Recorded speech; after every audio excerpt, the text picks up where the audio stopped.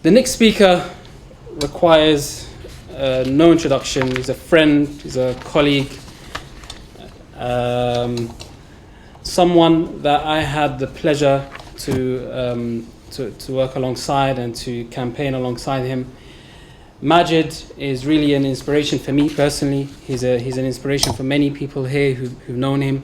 He's someone who has been selfless in his sacrifice for Palestine and is willing to pay the price in order to defend what he believes in and stand up for the truth. So Majid, without any further delay, please come to the stage.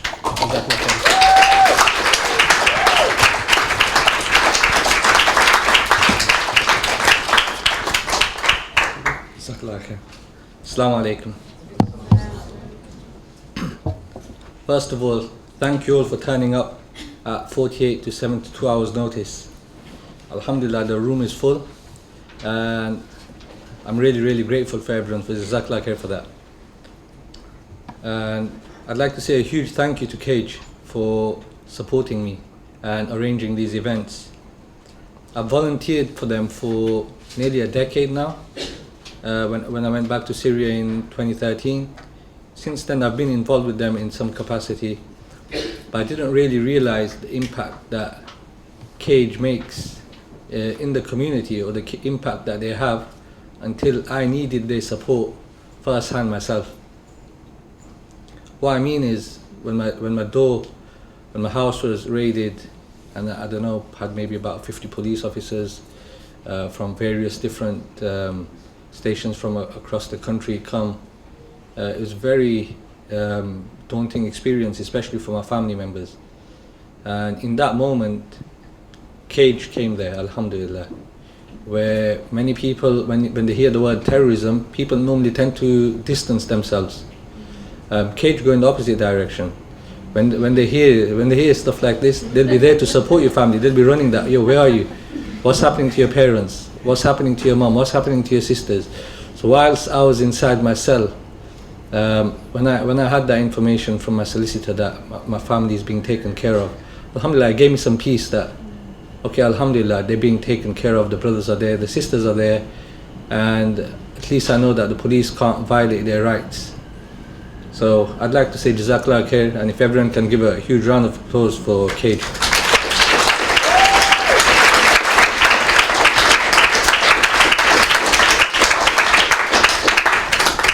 For this event today and for this tour, we've had the amazing support of over 28 different organizations from all backgrounds, which again was extremely touching for me. Back in the days, I think Muslim and others will know that when they initially set up, no one wanted to be involved with Cage. No one wanted to be involved with the word terrorism. And like Tim said, it doesn't hold no value anymore. It doesn't mean anyone can be a terrorist. You can go to a demo and come back home, or maybe not come back home because you held a certain placard, or you said something, you shouted something, and you're now a terrorist. So it's lost its value and it's lost its meaning. And again, when I was talking to Tim just before the event outside, I'm actually honored to meet him. It's the first time I've actually met him in person. I've read a lot about him. And even with Sarah, I'm really moved by the SOAS too, and Muazzam, and many others who aren't here today, who have been making sacrifices. And we are saying that the energy in these spaces is different. Like, we can go to a protest, we can go to a demo with maybe 100,000 or even 300,000, 400,000 people, but it's not the same as being in these spaces, because when you're in these spaces, everyone is on the same page. We're all making certain sacrifices. Some people are even scared to come to such events. I don't understand it, but I guess when you're in the movement, like, I've met so many people in this room who I didn't really know before. I've only got to know you brothers and sisters since I've been going to these demos and these other events. I've met so many people here, alhamdulillah, and I'm really honored to meet them and know all of you. Alhamdulillah. Coming to my case, I was trying to call out what we're seeing in Gaza right now, or what we've been seeing for the last 20 months in the early days, just after October 2023. Those things at that time that were said by the few and predictions about what was going to happen are now tragically true. Many governments, people like Tim, students from SOAS, Uni of Leicester, and many other students from around the world, and people from all backgrounds and fields have been taking steps to echo what the Palestinians in Gaza have been going through. We've got journalists who are taking risks, healthcare workers, you know who you are, you're there at every demo, alhamdulillah, everyone knows who they are. But that's empowering for more healthcare workers. I've actually been with them, and I've seen at the demo, I've seen other medics, people from the NHS come forward and say, I'm actually a nurse too. What can I do to get involved? We need to put ourselves out there, and we need to take steps. Everyone can do something, but we just need to do our bit. We need to find out what we can do, and not just go to a protest and go home and say, what more can I do? There are things we can do, and we have to do it. I remember I've seen the pictures from Defend Our Juries. I've seen these elderly grandmas, grandfathers, who should be resting at home. Yeah, they should be resting at home. Pensioners, they should just be chilling.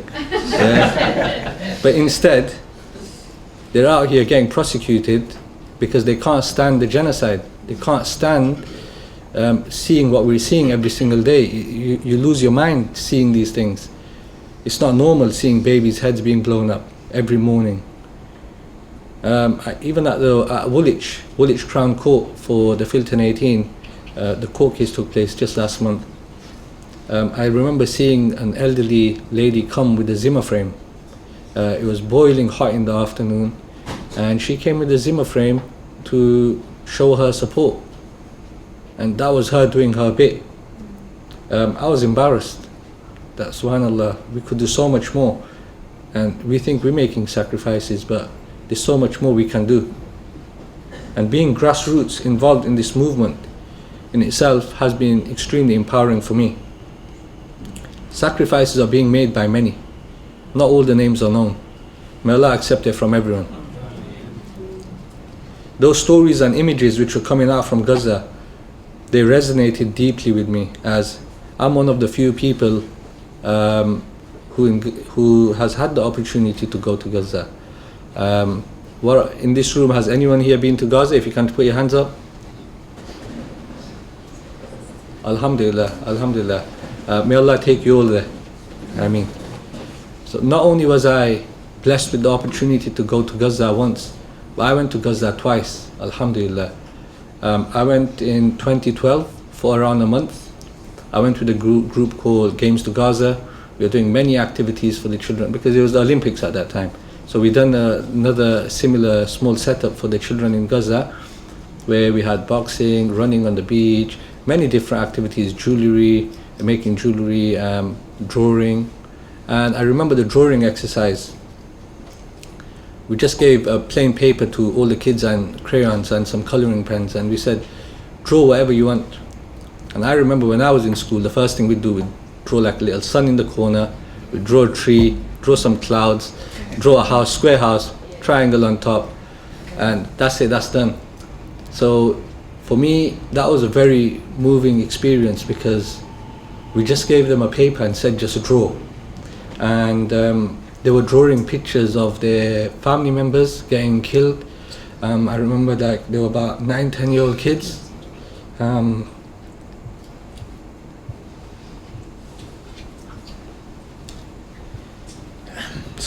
Yeah, they were drawing pictures of, they were drawing the houses. Alhamdulillah, they drew the houses same like ours, alhamdulillah. So there was something in common there, yeah.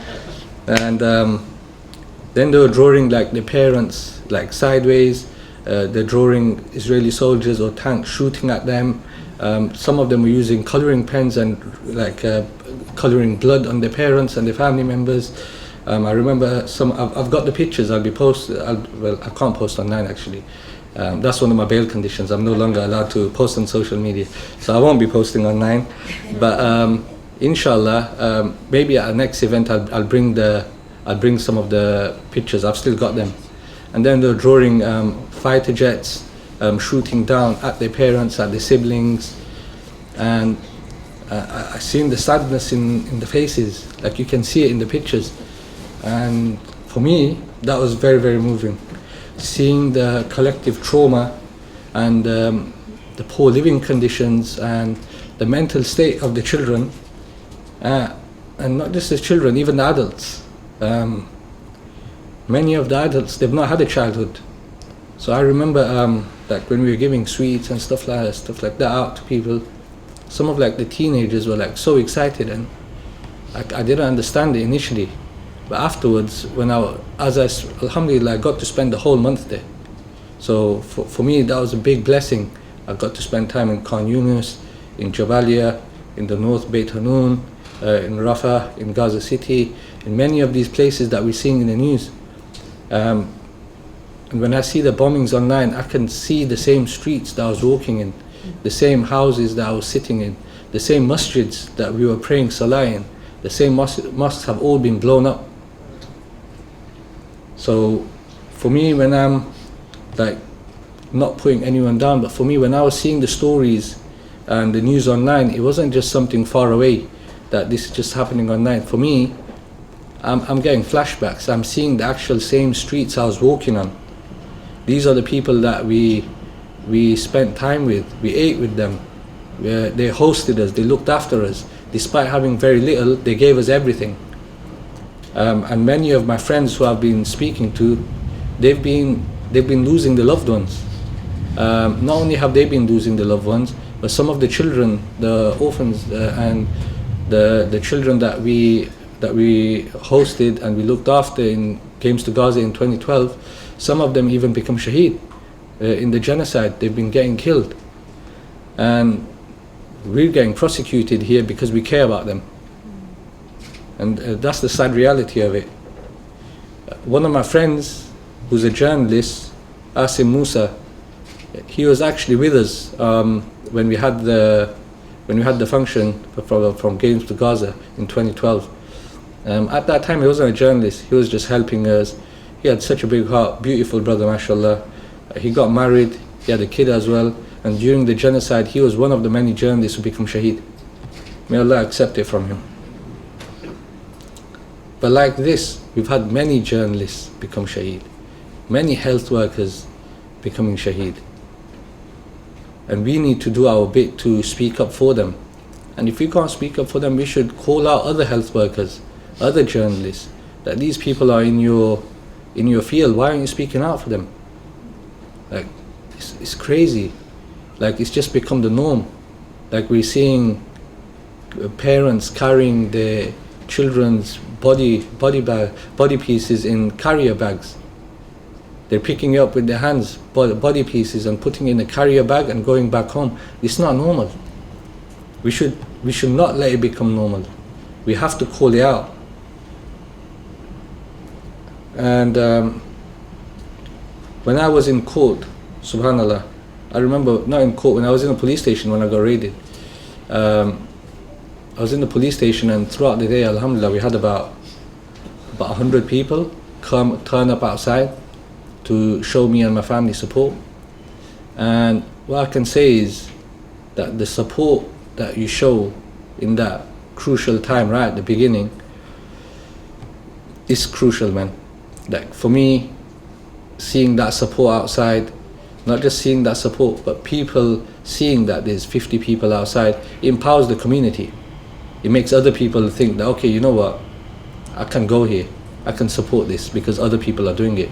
You need a few brave people to take the first step and say, you know what, I'm going to go and support Majid. I'm not afraid, because this isn't about Majid. It's not about me.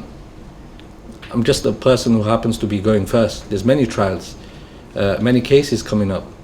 My case just happens to be first. Before I conclude, I'm going back to 2013. So I managed to go to Gaza in 2013 once again. This time we went for different purpose. We went on a medical deployment. We're taking, sorry, not medical deployment, I'm not a doctor. We went on a deployment to deliver medicine to hospitals in Gaza. those specifically in the north. And I was privileged to spend time with the doctors and see their courage and their bravery. And subhanallah, that is, I think, what gives me that drive to keep going, because I can't sleep just like you guys. We can't sleep at night when we're picturing, or all the scenes are playing back in our heads of what we're seeing. I was just telling Tim, like, if we need fuel to escalate and to echo the voices of the people in Gaza, all we have to do is just switch on the news. We don't even have to go back to see what happened last month or what happened. Just check every day's news. People are going out to collect food and they're getting killed. So again, like I was saying at the beginning, I'm extremely grateful to everyone for turning up today, for showing me support.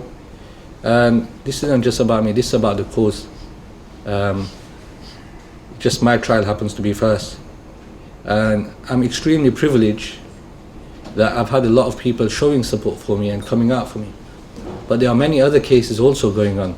There are a lot of other people who may not be high profile or have a following or whatever it may be online, but they also need support. Just the same way how my parents had the support of the community, people reaching out to them. We're going to be, I don't know if you've seen the signs around the room, that's for court support. So I have a 10-day trial in September. It's from September 8th for 10 days in Birmingham Crown Court. So if anyone would like to come, you can just scan the QR code and just show your interest, and the team will try and see if there's enough people to try arrange a minibus or some sort of a transport, so it's not too expensive. But like I was saying, I have a lot of people, even the fact that I have people asking me that, Maj, when's your court case, bro? Let us know how we can help.